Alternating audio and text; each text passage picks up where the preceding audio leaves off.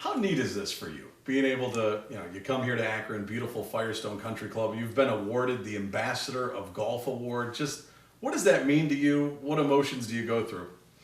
I mean, the whole thing is pretty surreal. I've been kind of reflecting on, one, just my love for golf, knowing, I'm going in my 15th year in the NBA. I feel like I got a lot left to accomplish there on the court and a lot left in the tank. But, the golf, in the off season is golf season for me. And just the fact that I get to play, get to be a part of amazing opportunities in terms of how to grow the game and create access for hopefully in the next great golfers from communities that need that access, equity, and opportunity, and to think now it's being recognized at the level, the list of people who have won or been awarded this honor is pretty special. It's the who's who of golf, even some presidents on there, which is nuts. So all of it just is exciting, surreal, and more like encouragement to keep doing what I'm doing in the golf space as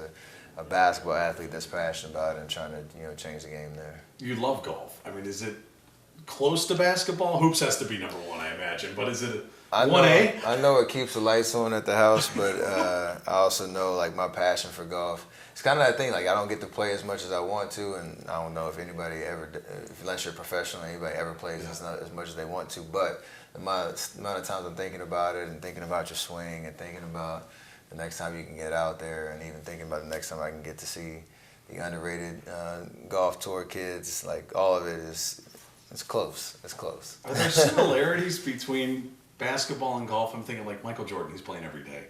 Larry Bird probably belongs to multiple clubs. You love the play. I mean, is there like any sort of competitive similarities or not really? There is. It's for the greatest athletes, like you have to win the battle between the ears, and I know with golf, like that's the biggest challenge in terms of all the swing thoughts that come through your head and trying to master your swing, and just how humbling the game is, because one day you could have it and the next day it could be totally the opposite. So there's a competition with yourself that is fun and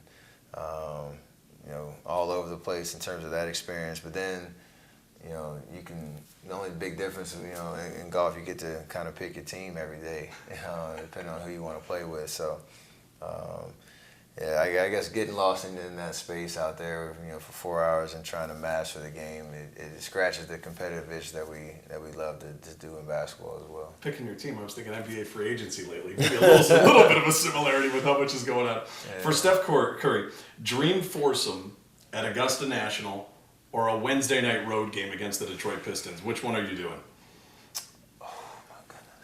Nah, you take me to Augusta. I'll play 81 games that season. That's fine. That's fine. What do we tell Steve Kerr though? That's what I'm wondering. I just might have to, come down with the minor flu or something. I got the food poisoning. I'll be back next game. Speaking of dream foursome, if you could play with any other three people to make a foursome, who's in Steph Curry's dream foursome? I mean, Tiger, probably President Obama. I'm throw Jack Nicklaus in there too, because you got the two titans of the game, and then President Obama, me and him would be teammates against those guys, and we just get all the strokes in the world and we beat them. You do have a little bit of a connection to Akron in Northeast Ohio. You were born here. Dad was playing for the Cavs, but in 1988 he goes to Charlotte. So I don't imagine there's too many memories. But is there a part of this that, hey, this is where you were born? This is not home, but there is a special connection there a little bit? Oh, absolutely.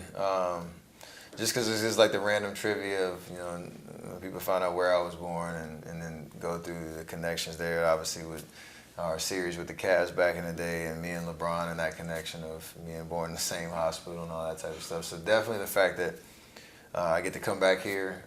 It's only my second time back since '88, which is crazy. But it is special to even just be at this iconic place, Firestone, where there's so much history in the game that's been experienced here. Tiger winning 8 times, a shot he hit in the dark, and all the who's who of the list of champions that have won here too. So it is special for sure. You mentioned those series with the Cavs. I mean, 4 consecutive NBA finals you guys play against each other. It became like this rivalry. Who would ever think that Golden State and Cleveland would have a rivalry? But you guys made it happen. Just What will you take with you the most from all of those series and battles that you guys had? I mean, each year was so different, but if you look at it as a whole, it was some of the best basketball that I've ever played. I think that was ever played in terms of the level that we both teams got to. I think specifically 2017 finals, it was just elite basketball. And you think about the 4 series in a row and the rivalries, and Cleveland winning in 16, which you know how that went, and in 17 and 18, like, I don't know, in the history of basketball, it'll be hard to kind of replicate that going forward because of, all the circumstances of player movement and all that type of stuff. But we'll be forever cemented as one of the greatest rivalries and final series in the history of the game. And so when it's all said and done, I'll be able to reflect on all that. You've got 3 over Cleveland, so I don't think you'll mind me asking you about 2016. Just, I don't know if you've ever even talked about it, but I mean, you guys go up 3-1 in that series. Diehard Cavs fans are thinking we're cooked, right? It's over with. Just if you could go back to what do you think maybe happened in the last couple games? I mean, just was there a party that was just stunned? Was it like you were watching it from afar and you couldn't just explain what happened there? Nah, it's a thing, like, since the comeback and it hadn't been done in history, so you have that narrative hanging over your head. But I've always talked about, LeBron and Kyrie played some of the best basketball, I've ever seen, and the timing of it was so clutch in the sense of, our Game 5 win, I think it was close to both having 40, but it was close. Coming back here, Game 6, the crowd was into it, and they really believed that, they win that game, they got a shot. And we know how Game 7 went with Kyrie hitting the big shot, and K-Love getting the stop and all that. So it's just a perfect storm of them playing great basketball and us not, coming down to the last minute of a Game 7. So there's only one regret of just that one possession that with K-Love. That's for one that I will probably forever remember and hold on to.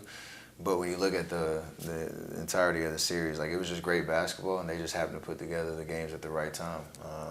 And obviously they deserve to win. All right, just 3 more questions for you. You're probably on the Mount Rushmore, I would think, in terms of Cleveland sports fans' minds. You're probably on the Mount Rushmore of most hated. I love it. Most hated, right? I mean, I think about Art Modell, who moved the Browns out of Cleveland. John Elway, maybe the New York Yankees. I think you're right there, though, Steph. Is there a party that's a little bit flattering for you? Oh, I love that. That means you're doing something great. Yeah. So I take the good with the bad with that for sure. Sure. All right, 2 more for you. You're the greatest shooter in the history of basketball, whether it's NBA, whether it's college, whether it's Euro. I don't think that's like an opinion at this point. It's probably fact. I mean, you have the stats to back it up. Just when you think about all the things you've done, the titles you've won, the success you've had, you're the best shooter in the history of the game. Is there a part of you that's ever able to step back and say, wow, I mean, you have your family life, you've got this golf, but is there a part of you that's able to be like, it's pretty darn cool? I mean, I feel that from time to time, but it's also there's a healthy balance of the respect or just the motivation that I'm not done yet. So there's always, like, there's more work to be done, and for me, like, how I approach the off seasons, you kind of have to block all that out. Stop patting yourself on the back, because it'll kill your fire to get back to the mountaintop. And for me, I realistically feel like I'm still at that level. Our team is not that far off, and so if I let those thoughts creep in too much, then I think it'll kind of soften me up a little bit. So I feel like the more reflection will happen towards the end. But there's obviously, just the reaction that you get when you go to different arenas, you go to different cities, the blessings that I've been able to have off the court, that basketball's afforded me, like, those are good reminders of, how special this journey has been so far, and hopefully it's not done anytime soon. The 3-point line, it existed when you came into the league, but you've changed the way the game is played. I mean, just even from kids that are growing up watching you and they're playing on a playground. I think about someone like LeBron. There's not many guys that are growing up that are 6'8", 260 pounds. There's kids that feel like, hey, I'm his size. You're actually taller than I thought. But I mean, they're your size, your makeup. They're on a schoolyard that are shooting the 3-ball, and you've had this unbelievable impact on the game just from this this 3-point shot and the way that you play and the way kids are pulling up from half court. They never used to do that. You've had this type of impact. Just what does that mean to you that kids are idolizing your game and trying to be you? So I always start with, like, that's how I play the way I see the game, and you know, the work that I've put in behind the scenes from when I was like 13, really, when I really focused on basketball, you know, full time. All that stuff is kind of built into that confidence that you see out on the court, and the flair and the creativity and all that. So for, you know, the next generation, how that the game has changed, and just, you know, how much the 3-point shot's a part of, you know, should be really everybody who plays the game now, trying to, you know, leverage it. I just make sure everybody understands the work that goes into it, because I want everybody to feel like it's possible and attainable. And, you know, like you said, because of my stature, you know, being 6'3", one of the shorter guys in the NBA, you know, standards, everybody can shoot. Not everybody can play above the rim. Not everybody can be, you know, freak athletes, but you get the ball in your hand, you feel like you should be able to put it in that basket. So I love that that's an approachable feeling, and I want everybody to have that confidence. But the work that goes into it, you can't cheat that. So that's the challenge for sure. Steph Curry, you're a class act. I got to tell Cleveland how great of a guy you are. I appreciate it. Yeah, see, don't do that, because I want to stay on that Mount Rushmore. I don't know if I'll get that anywhere else, so I'll take it. Thank you so much. Absolutely. Great stuff.